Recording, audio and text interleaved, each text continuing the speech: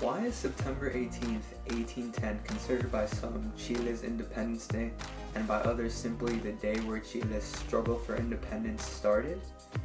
How's it going, guys? My name is Paul, and today we're bringing you another Latinx Capsule in which we're going to be talking about La Independencia de Chile.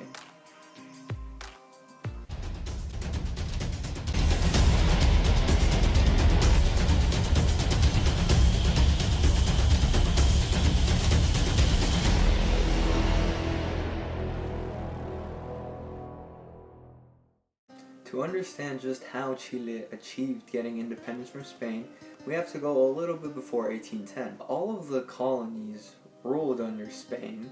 They were having these little revolts, and some were even threatening Spain with a revolution and independence. And Chile was watching all of this and said, hey, if they're doing this, how come we can't do this as well? And this mindset is what many of different Chilean people started to have as they were watching during the 1810s.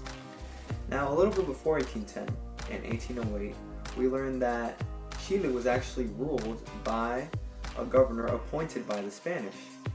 And this guy's name was Francisco Antonio Garcia Carrasco. To make a long story short, he was corrupt and he was trying to steal some of the goods that were being taken to Chile. Politician being corrupt, I guess that's really timeless, as this governor was trying to smuggle those goods, but all the Chilean people were looking on and saying, okay, this guy's corrupt and he was appointed by the Spanish. Why should we still be ruled by the Spanish if even the leaders that they appoint are corrupt? Now, the things I mentioned are important to Chile's independence and did get Chileans into the mindset of wanting independence, but what really pushed them over the edge happened after what is known as the May Revolution, where a few Argentine patriots wanted to get independence and they started fighting back against the viceroy. Now, the governor that I mentioned earlier, Garcia Carrasco, he saw this and he saw that he was maybe losing some of his power.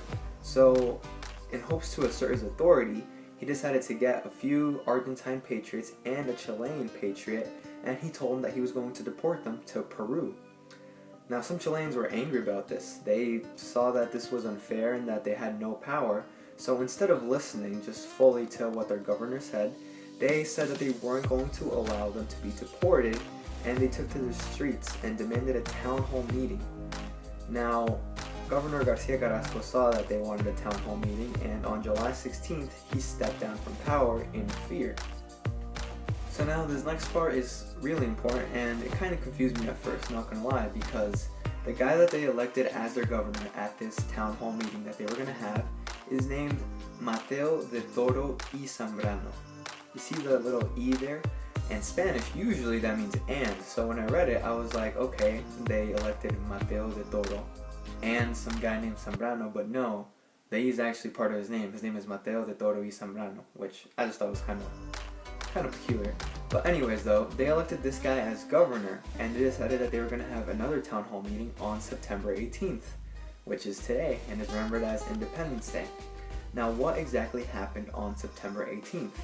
Well, the citizens that went to this town hall meeting, they decided that they did want independence and that they were going to create an independent government like Argentina.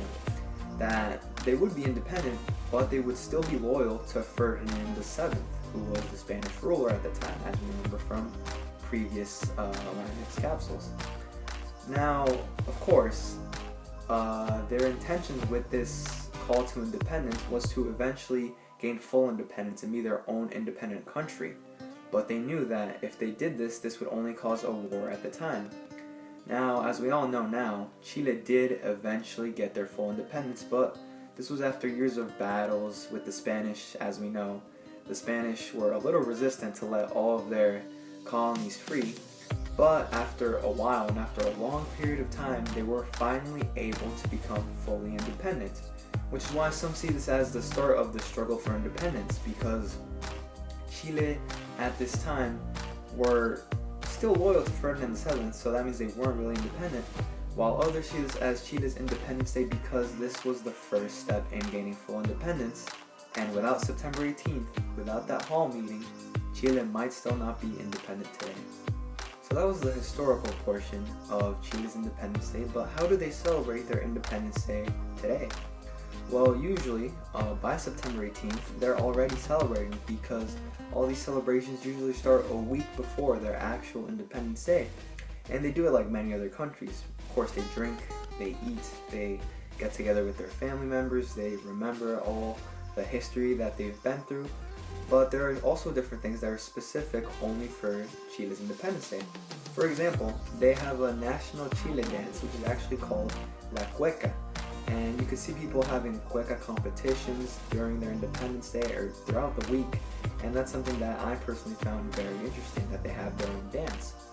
Another thing that they also do is that they have rodeos and rodeo competitions. And this is something that usually starts in September, which is the month of independence, but goes all the way till April.